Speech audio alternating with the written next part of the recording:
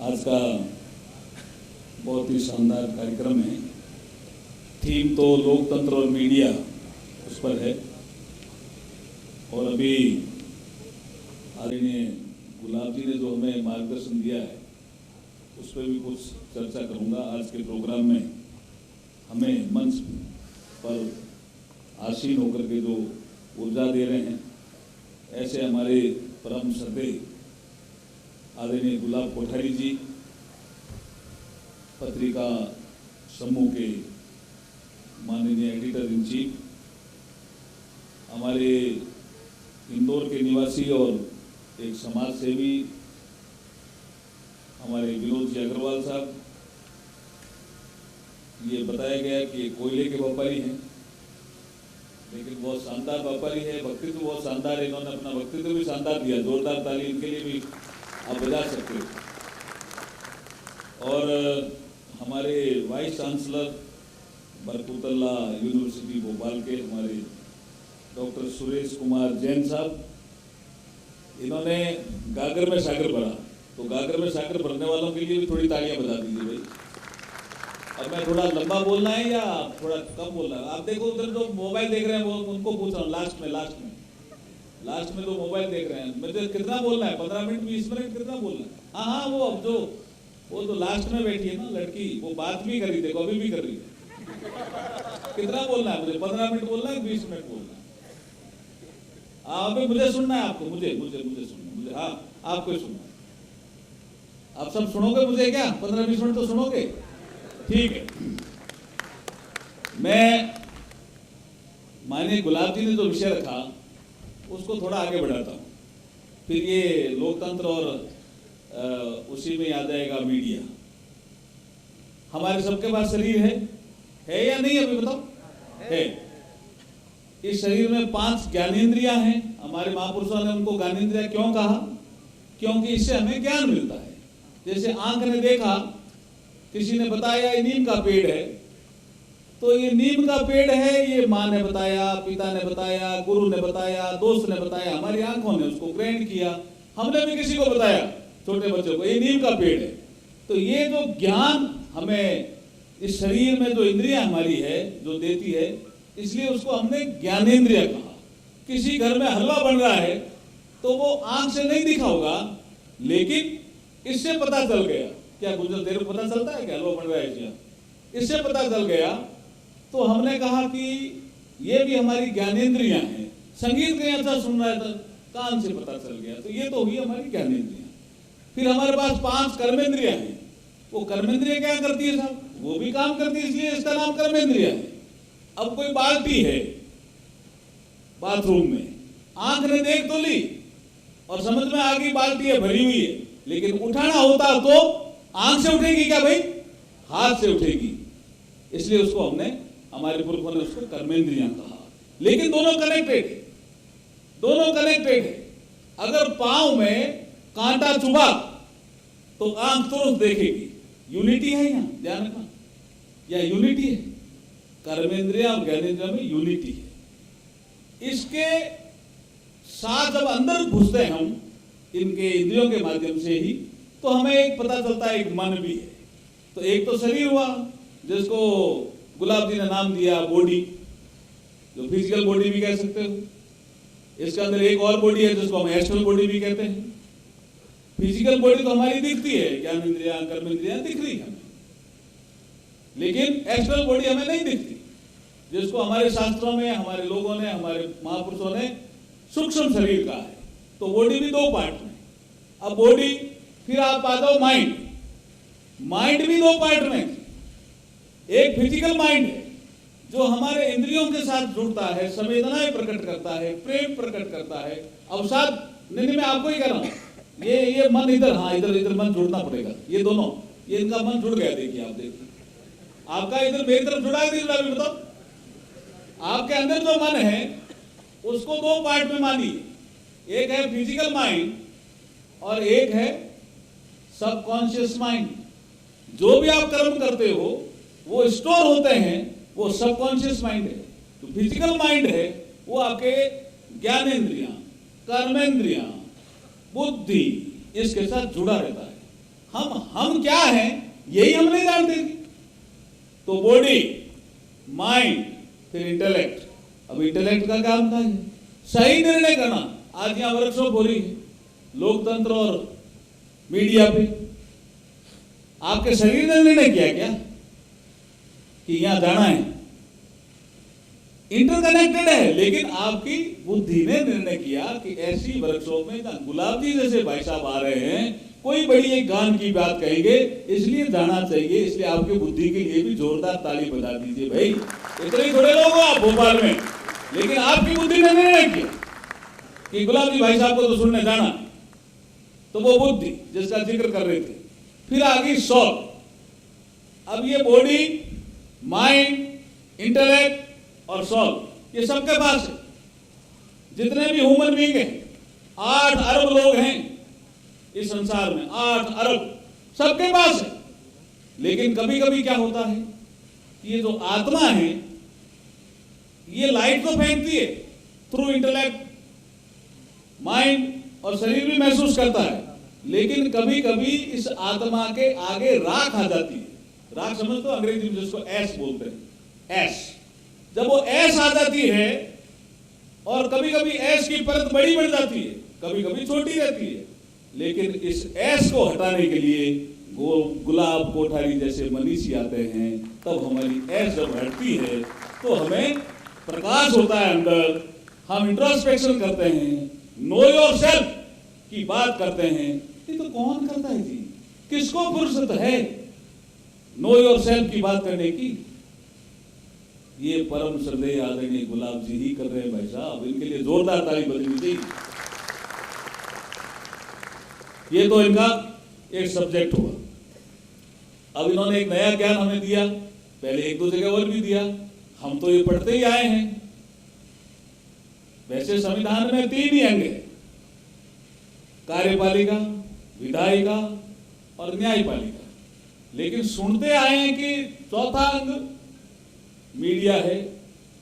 गुलाब जी ने हमें ज्ञान दिया, हमारे ज्ञान चक्षु खोले भी कि ये स्तंभ नहीं हो सकता, स्तंभ होते ही स्टेट से जुड़ जाएगा, स्टेट से नहीं जुड़ना है।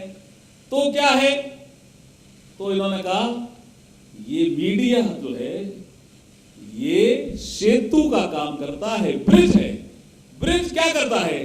नदी के उस पार अगर जाना है और अगर ब्रिज बना हुआ है तो हम भवसागर को पार कर लेंगे, नहीं तो देखते रहेंगे यार कैसे पार करें, नदी तो बहुत चौड़ी है और तेज चलती भी है। तो ब्रिज जीवन में भी जरूरी है। अब मैं आता हूं हमारे आदरणीय कपूर चंद जी पुलिस साहब। इमरजेंसी लगी, इन्होंने अपना अखबार तो 1956 में शुरू किया, बहुत 500 रुपए में अखबार शुरू की इन्होंने किया, कुछ मित्रों के सहयोग से 500 रुपए 1956 में। आज कितना बड़ा राजस्थान पत्रिका समूह बन गया। लेकिन इमरजेंसी लगी तो कुछ पत्रकार जिन्होंने इंट्रोस्पेक्शन नहीं किया वो परेशान भी हुए। किन्होंने देखा भी ऐसा कैसा शासन आ गया। लेकिन इन्होंने क्या किया? पुलिस जी, इनके पास शायद मुझे पूरा ध्यान है तो महिंद्रा जीप होती थी। महिंद्रा जीप के माध्यम से गांव गांव जाने लगे। उन्होंने कहा गांव जाने के लिए तो कोई नहीं रोकेगा। जैसे गुलाब जी अब चुनाव होते हैं तो जागो जनमत के माध्यम से शहर गांव गांव जाकर के कहते हैं कि लोकतंत्र ठीक है, तो फिर लोकतंत्र में भागीदारी आप निभाते क्यों नहीं हो? ये अगर कोई काम करते हैं तो हमारे आदरणीय गुलाब जी करते हैं। ऐसे ही पुलिस ने काम शुरू किया, जीप ली, गांव गई। फिर मैं छोटा था, मुझे ध्यान आ रहा है, एक प्रोग्राम चलाया, आओ गांव चले। अब आओ गांव चले में क्या कि गांव का जिक्र, उस गांव में कितने प्रशासनिक अधिकारी हैं, कितने सेना में, कितने डॉक्टर हैं, कितने नर्स हैं, कितने मास्टर हैं और कितने तालाब की रखवाली कर रहे हैं, कितने लोग पक्षियों को दाना डालते हैं, कितने लोग स्कूल की व्यवस्था देखते हैं। सारा गांव का चित्रण आता था। तो उस गांव का आदमी तो आओ गांव चले के स्तंभ को तो पढ़ता ही था। मुझे अभी भी याद है, मेरे गांव में जब वो आया आओ गांव चले तो मुझे पढ़ा, तो मुझे लगा कि पत्रिका ये भी काम करता है। आओ गांव चले छोटा काम नहीं था जी। लेकिन गांव गांव घूमने का काम किसने किया इमरजेंसी के दौरान? आदरणीय कुलूस सिंह, और फिर एक योजना बनी आओ गांव चले, और वो पत्रिका छापता था उस गांव की पूरी पृष्ठभूमि कि ये गांव कब बसा, कौन सा तालाब है, कितनी जातियां के लोग रहते हैं, गांव की खासियत क्या है। तो गांव का आदमी उस पृष्ठ को, उस स्तंभ को पढ़ करके अपने आप को जोड़ लेता था और पत्रिका सेतु बन जाता था उस गांव के लिए। यही बात गुलाब जी ने कही। आपके समझ में आई क्या? आई तो ताली बजा दीजिए, फिर आई तो ताली जोड़ते हुए बजा दीजिए। यही सेतु बनने के लिए यहाँ आए हम गुलाब जी। मैं चुनाव लड़ रहा था, मुझे ध्यान है अच्छी तरह से कि एक प्रोग्राम चलाया इन्होंने कि एक मेंबर ऑफ पार्लियामेंट जो चुनाव लड़ता है, सब जगह चला है, 543 सीटें सब जगह, उसका घोषणा पत्र क्या होना चाहिए। अब वैसे तो ये राजनीतिक दलों का काम है, लेकिन आपने एक प्रोग्राम चलाया कि जाइए जनता के बीच में, उनका घोषणा पत्र क्या है, जो एमपी जीते वो उस घोषणा को पूरा करेगा नहीं करा, ऐसी मॉनिटरिंग भी करो। तो कुछ लोगों ने कहा ये पत्रिका क्या कर रहा है, लेकिन मुझे आज समझ में आया पत्रिका सेतु का काम कर रहा था, और जिसके माध्यम से हमने ब्रिज बनाने का काम किया। अब एक कथा के माध्यम से मेरी बात को मैं समाप्त करता हूं, बाकी चीजें आपके समझ में आ गई होगी। एक ईश्वर चंद्र विद्यासागर का नाम सुना क्या किसी ने? कहां के थे?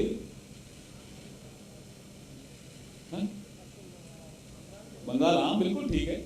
मैं थोड़ा रुका इसलिए ताकि उधर से भी कोई, अभी अब तो कोई मोबाइल नहीं देख रहा, सब मेरी तरफ भी देख रहे हैं। अब ठीक है, ईश्वर चंद्र विद्यासागर बड़ा नाम था। एक बार वो घूमने गए कलकत्ता में किसी पार्क में, तो जैसे घूम के वापिस आए तो एक आदमी पड़ा हुआ मिला उनको, गिरा हुआ भी था, हाथ देखा, सब लोग जा रहे थे क्योंकि संवेदनाएं गायब जिनकी होती है वो देखते हैं कोई होगा, कोई गिर गया होगा।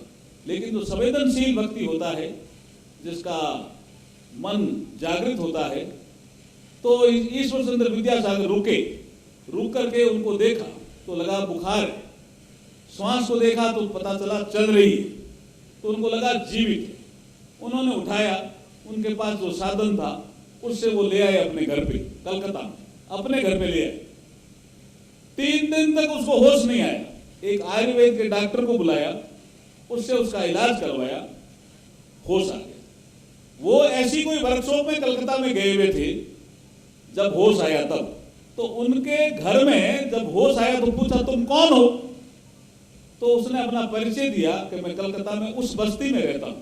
तो पता चला ये तो वाल्मीकि समाज का आदमी है, कोई पार्क में सफाई करने गया होगा, ये अचेत हो गया, ये तो पंडित जी उसको उठा लाए और हमारे घर में भी रख दिया, तो हल्ला हो गया। तो एक आदमी जो उनके घर में संवेदनशील था, वो दौड़ा दौड़ा गया। ईश्वर चंद्र विद्यासागर, जैसे मैं पोडियम पे यहाँ खड़ा भाषण दे रहा हूँ, ऐसे भाषण दे रहे थे, उनको पर्ची दी कि आपके घर में कोई झमेला हो गया बड़ा, कलकत्ता में झमेला बोलते हैं विवाद को, बड़ा बड़ा झमेला हो गया है, तो आपको घर चलना चाहिए जल्दी, ये इस कार्यक्रम को जल्दी समाप्त करना चाहिए। तो ईश्वर चंद्र विद्यासागर घर जाते हैं, घर जाकर के पूछते हैं कि क्या हुआ, इतने लोग क्यों इकट्ठे हुए? बोला साहब वो जिसको आप लेकर आए थे वो चेतन में हो गया, मतलब उसको चेतनता आ गई। तो बोला अच्छी चीज है ना? कहना अच्छी नहीं है तो क्या हुआ कि उसने जो एड्रेस बताया है उससे बहुत गड़बड़ हो गई। बोला क्या? कि वो वाल्मीकि समाज का आदमी है। तो बोला क्या हुआ? अब वो मानवतावादी थे, तो मानवतावादी कैसे बने? जब मनुष्य अंदर झांकता है, मन की ओर जाता है, बुद्धि की ओर जाता है, जिसका जिक्र माने गुलाब जी कर रहे थे, तो वो मानवतावादी थे। उन्होंने कहा क्या हुआ भाई, मनुष्य तो है ना? हाँ मनुष्य तो है, लेकिन वो वाल्मीकि समाज का आदमी है, उसको आपने घर में रख दिया, ये तो बड़ा गड़बड़ हो गया। आजादी से पहले की जमाने की बात है। अब वो अपने समाज के लोगों के, घर के लोगों को ईश्वर चंद्र विद्यासागर समझाते हैं, नहीं समझ में आता है तो जोर से कहते हैं कि मैंने रखा क्योंकि वो मेरा भाई है। जैसे ही उन्होंने कहा कैसे पंडित जी, भाई कैसे? हाँ ताली थोड़ी आगे बढ़ेगी, आगे आगे क्लाइमैक्स आ रहा है। नहीं आगे आ रहा है, क्लाइमैक्स आ रहा है। आप जैसे ताली बजा रहे हो, आपका क्या नाम? राजेश जी। राजेश जी ताली जोरदार बजा रहे, आनंद आ रहा है। राजेश जी के लिए ताली बजाइए आप जोरदार। लेकिन आगे क्लाइमैक्स आ रहा है। उन्होंने पूछा समाज के लोगों ने भाई कैसे हो? आप तो ईश्वर चंद्र विद्यासागर, ब्राह्मण समाज के प्रसिद्ध आदमी, ब्राह्मण वर्ग, और ये वाल्मीकि समाज भाई कैसे हुए? तो जो ईश्वर चंद्र विद्यासागर ने कहा वही संवेदना है। उन्होंने कहा ये मेरा भाई है, ये बार की सफाई करता है, बार कोई कचरा दिखता है पार्क में, गली में, तो ये सफाई करता है, तो ये सफाई कर्मी है। और मैं आपके मन के अंदर जो मैल पड़ा है उसकी सफाई करता हूं, इसलिए मैं भी सफाई करूंगी। अब राजेश जी जोरदार बजाएगी ताली, जोरदार, अब तो जोरदार बजती है। तो ये जो संवेदनाएं आपके मन के अंदर धीरे धीरे कम हो रही है, उसको जगाने के लिए गुलाब जी आए हैं और मुझे बुलाया है। मैं आभार प्रकट करता हूं पत्रिका समूह का, और गुलाब जी के लिए मैं कहता हूं कि आप जोरदार ताली बजा के उनका स्वागत करो। ऐसे ही काम करने वाले लोग मुझे है ना जीवन में, चाहिए भी। समाज को अगर सुधारना है तो सेतु चाहिए भाई साहब। बहुत बहुत धन्यवाद, आभार।